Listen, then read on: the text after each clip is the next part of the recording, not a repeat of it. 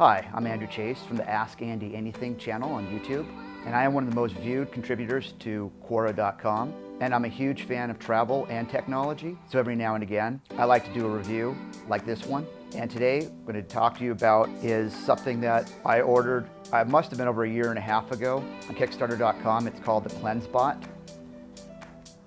And as it says in the box, it's the world's first bacteria-killing robot. So it uses UV rays, just like the same thing that you might use to disinfect toothbrushes and things like that. And it's supposed to kill dust mites. I would equate it, at least in my mind, to the Roomba of dust mite killing robots for your bed. And with the Kickstarter campaign, I paid $99 for it.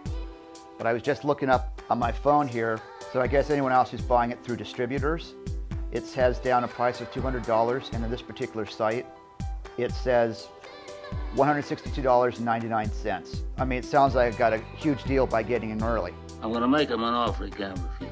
Well, we're about to find out. So follow me to my bedroom, and we're gonna check this out.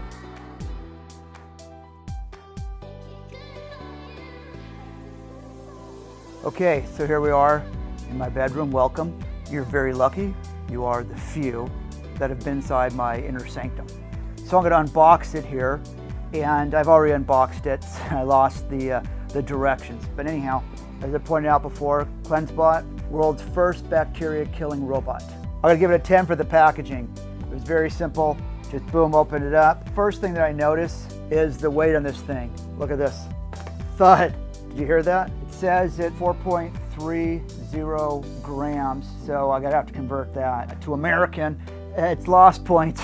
This weighs more than both my Roku and my Apple TV together. I travel light, especially if you're traveling internationally where they weigh your carry-on bags. This is gonna kill you. So it's already done and dusted out of the gates because my reason for bringing this was just something that's easy peasy. And you'll know from my other Ask Andy Anything once a year traveler videos that I'm all about traveling as light as possible, but carrying the most important things that you can look good wherever you travel, and not just throw a bunch of stuff in a bag and head on your way. The very low marks for the weight.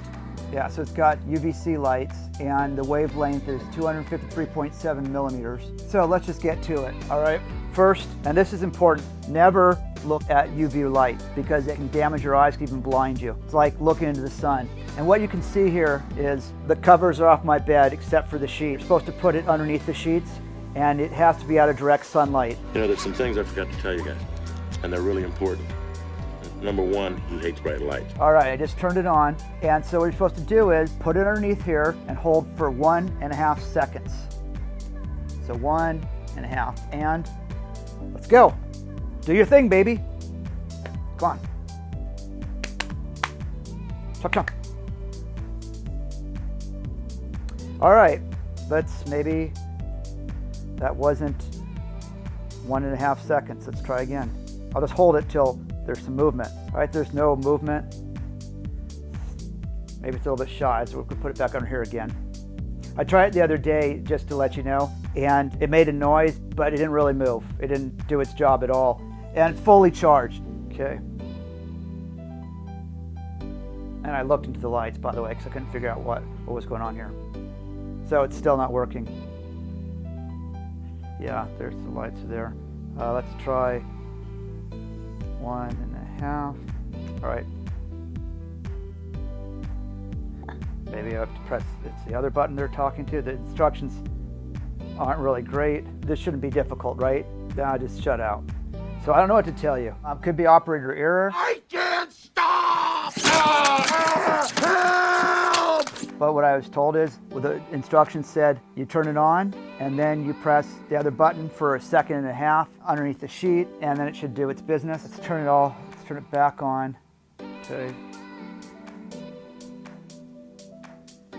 I mean, I must be doing something wrong. I have no idea what it could be. But anyhow, don't look. The lights are on here, and you can do this sort of a thing. But I don't think you really want to come in. You just got to wherever you're going, and you're going to want to be doing this with this heavy thing.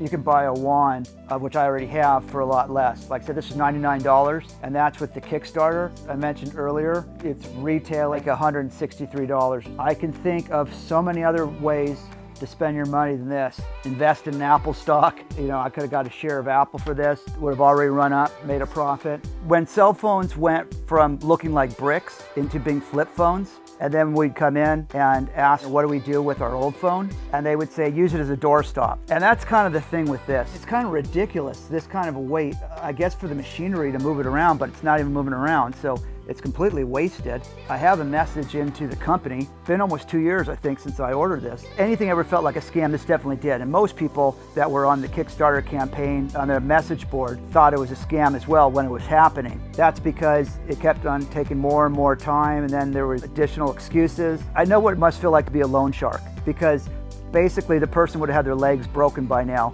Where's my money? You gonna give me my money? Where's my money, man? COVID hit, of course, and they had to keep on reworking things that weren't working. I've asked for my money back. The thing is about these Kickstarters, they may have some great ideas, but you have to make sure that you have really good business minds as well. And there's a book called The E-Myth. And for someone to be successful in business, 3 things have to be involved. And that's what's called the E-Myth, for the entrepreneurial myth, is that just having a great idea isn't enough. You have to be a visionary, the idea guy or girl, be good at managing, and that's really the operations part and the day-to-day. And you have to be good technically. That means whatever your product is, whether it's a Cleansebot or cupcakes, you have to be an expert at that. So if you aren't all 3 of those, then you need to bring people in, work the way they're supposed to. And of course with COVID, nobody could have seen that coming except for Bill Gates, who mentioned it a few years ago. Of global catastrophe doesn't look like this. Instead, it looks like this.